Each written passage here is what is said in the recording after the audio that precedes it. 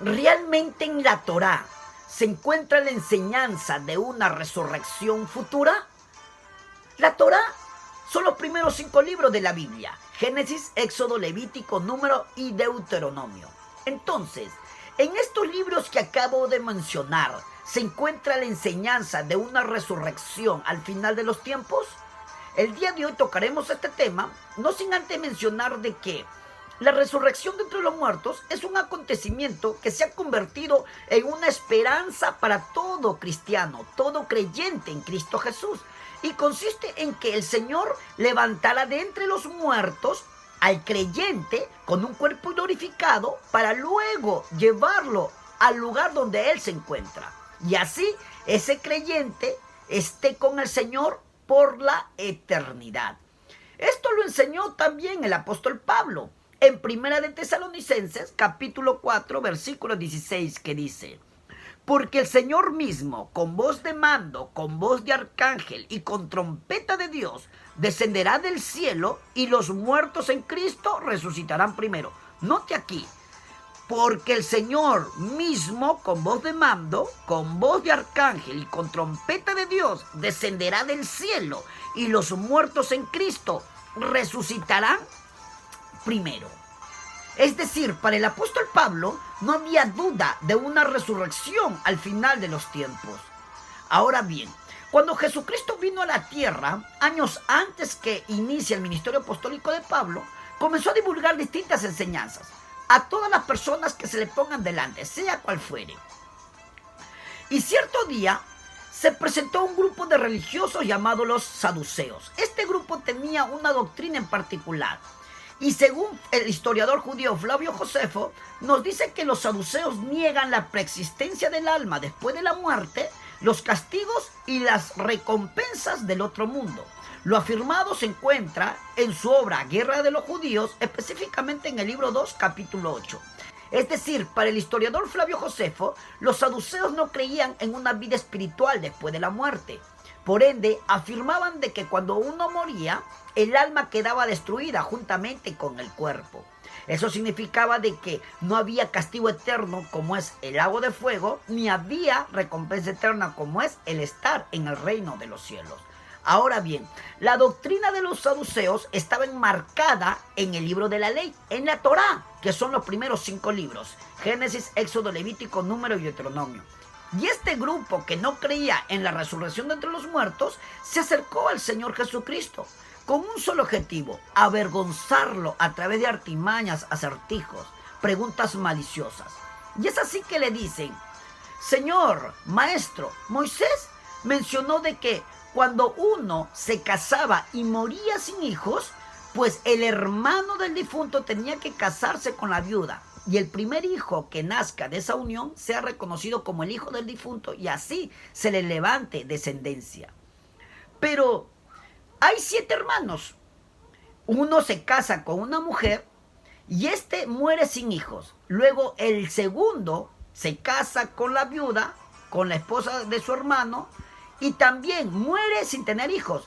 Luego el tercero se casa con la misma mujer, pero muere sin hijos, y así hasta llegar al número 7, donde también muere sin dejar ningún hijo.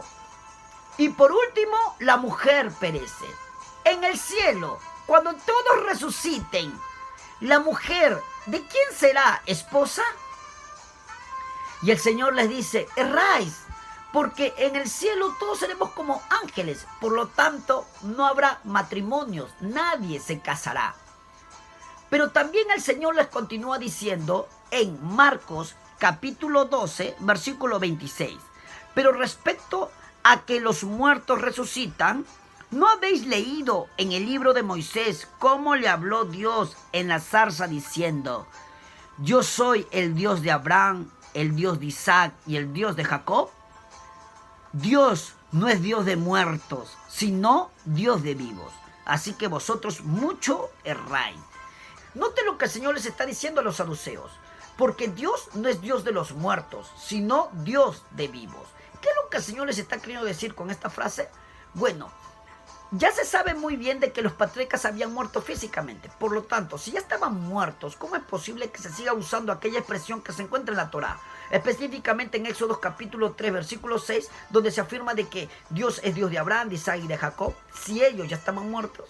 Bueno, Jesús usa aquella expresión para poder respaldar su tema sobre la resurrección de entre los muertos, usando la misma Torá ante los saduceos. ¿Y por qué lo hace? Porque la Torá era el libro doctrinal de los saduceos. Ellos creían todo lo que estaba en la Torá, y si había alguna enseñanza del cual no estaba en la Torá, no la creían.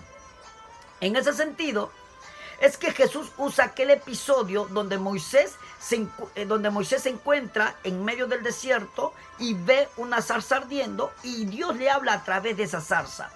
Y ese momento se encuentra en Éxodo 3:6, que dice: y dijo Yahvé, yo soy el Dios de tu padre, el Dios de Abraham, el Dios de Isaac, el Dios de Jacob.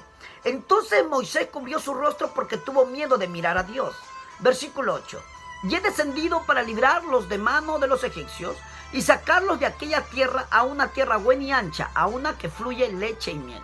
Noten lo que dice el versículo 8, y he descendido para librarlos de mano de los egipcios y sacarlos de aquella tierra a una tierra buena y ancha, tierra que fluye leche y miel.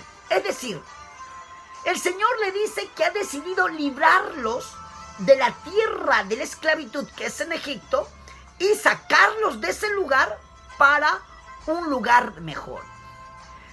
Dentro de este versículo que hemos leído, resaltan dos palabras, dos verbos muy importantes: librar y sacar. La palabra librar proviene del hebreo natsal, que significa libertar, librar, libre, salvar. Y la palabra sacar proviene del hebreo alá, que significa ascender, alzar, elevar.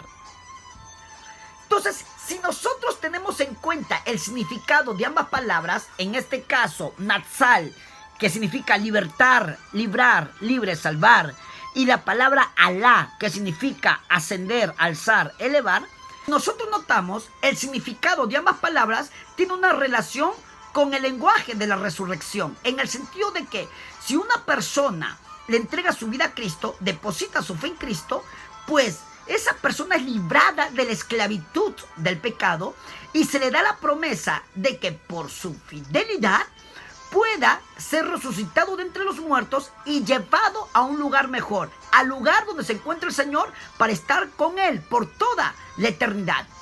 Ahora bien, las palabras de librar y sacar estaban bien presentes en todos los judíos, debido a que todos sabían lo que el Señor había hecho con el pueblo de Israel, de cómo los libertó de la esclavitud en Egipto y los sacó de ese lugar para llevarlos a un lugar mejor.